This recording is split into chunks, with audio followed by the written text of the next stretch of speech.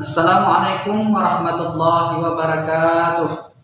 Alhamdulillahirabbil alamin wa bihi nasta'inu ala umuri dunya waddin. Asyhadu an la ilaha illallah, asyhadu anna Muhammadan abduhu wa rasuluh. Allahumma shalli ala sayyidina Muhammad wa ala alihi sayyidina Muhammad. Alhamdulillah, kembali kita sama-sama diberikan kesempatan, kesehatan untuk sama-sama menyaksikan video pembelajaran bersama anak-anak sekalian dan para wali murid. Mudah-mudahan selalu mengawasi anak-anaknya dan selalu memberikan motivasi untuk anak-anak sekalian untuk selalu giat belajar dan memperhatikan materi pembelajaran, khususnya juga di video channel TV Edukasi Yayasan Bahtera Dwi-Pak Abadi. Sebelumnya Bapak mengucapkan selamat kepada siswa kelas 8 yang telah memasuki semester 2. Mudah-mudahan yang dulunya belum begitu memperhatikan materi pembelajaran melalui channel TV, mudah-mudahan pada kali ini kalian lebih aktif dan lebih giat dalam belajar. Di pertemuan pertama untuk kelas 8 pelajaran pendidikan agama Islam, kita akan membahas tentang meneladani sifat-sifat mulia dari Rasul Allah Subhanahu wa Ta'ala. Artinya kita membahas tentang rukun iman yang berkaitan dengan iman kepada Nabi, di mana perlu kita pahami bahwa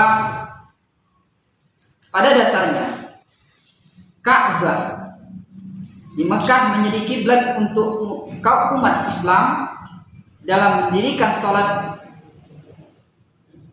di mana ibadah sholat merupakan kewajiban bagi yang setiap muslim tanpa terkecuali,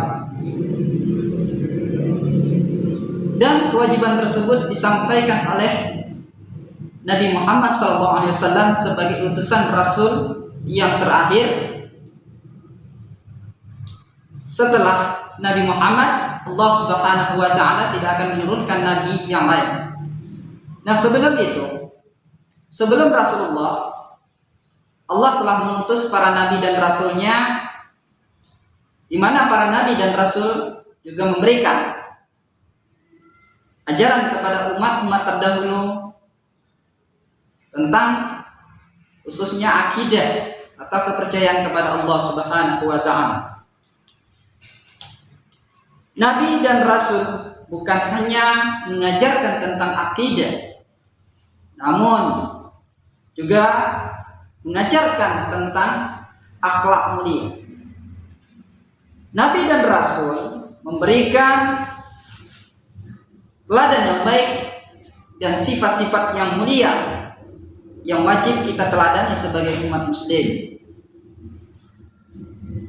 Anak-anakku sekalian, bentuk keimanan kepada Nabi dan Rasul bisa kita buktikan dengan meneladani sifat-sifat dari para Nabi dan Rasul tersebut, seperti berperilaku amanah, jujur, serta selalu sabar dalam kehidupan kita.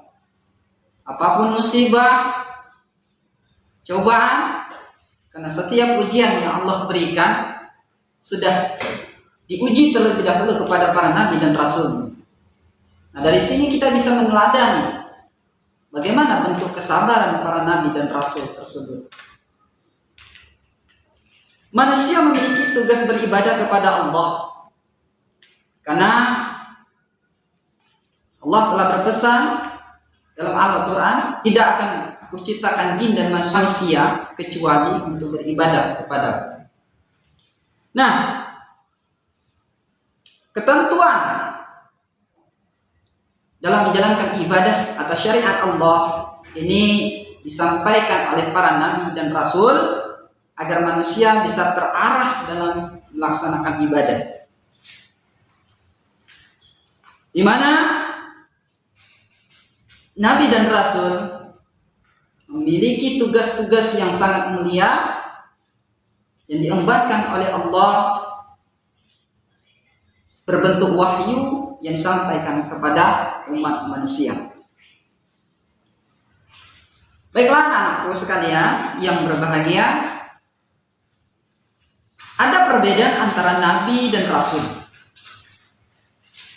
Berbicara masalah rasul, rasul itu adalah manusia pilihan yang diberikan oleh Allah Subhanahu wa taala, ujian yang luar biasa dahsyatnya dan diberikan berbagai macam bentuk mujizat.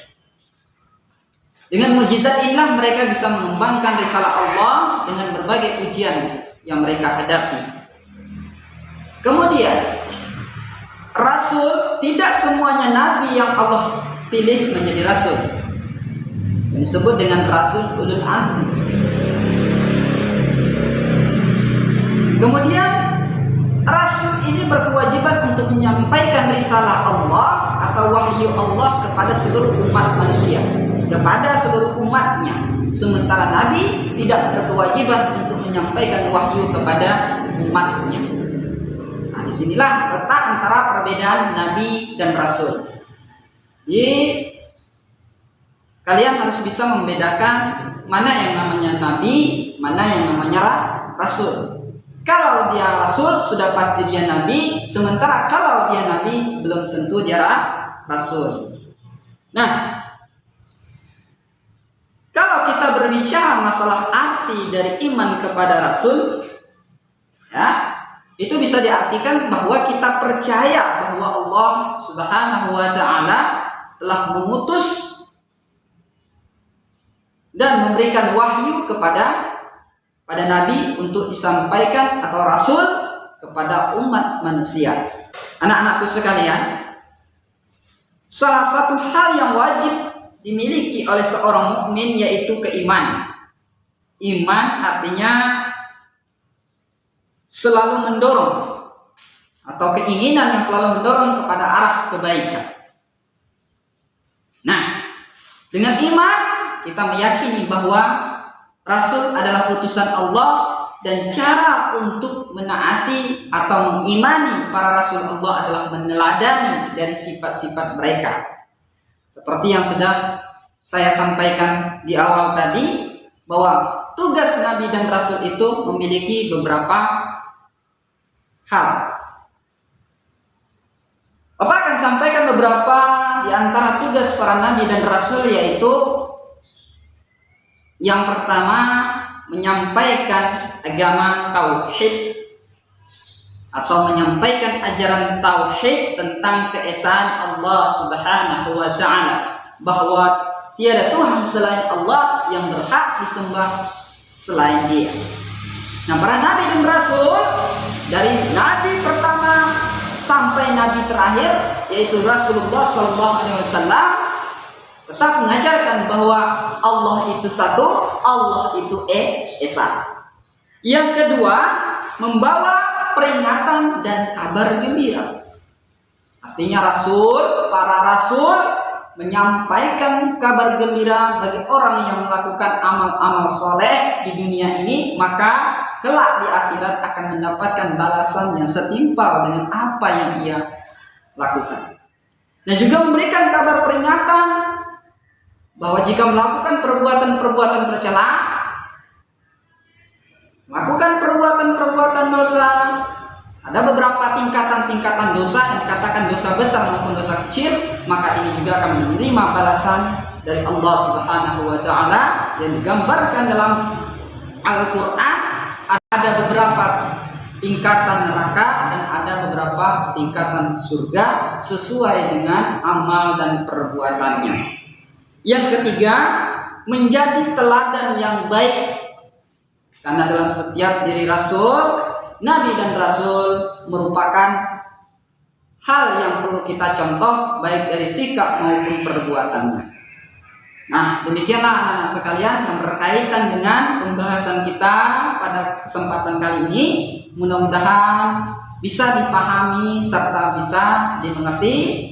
Itu sebelum Bapak tutup materi kita, terlebih dahulu Bapak ingatkan untuk tetap menjaga protokol kesehatan seperti memakai masker ketika kalian keluar rumah dan sering mencuci tangan dengan menggunakan air mengalir dan menggunakan sabun, serta untuk menjaga kesehatan tubuh, menjaga pola hidup sehat, rajin berolahraga, dan memakan makanan yang bergizi. Akhir kata, usikum binafsikum bittaqwallah. Wassalamualaikum warahmatullahi wabarakatuh.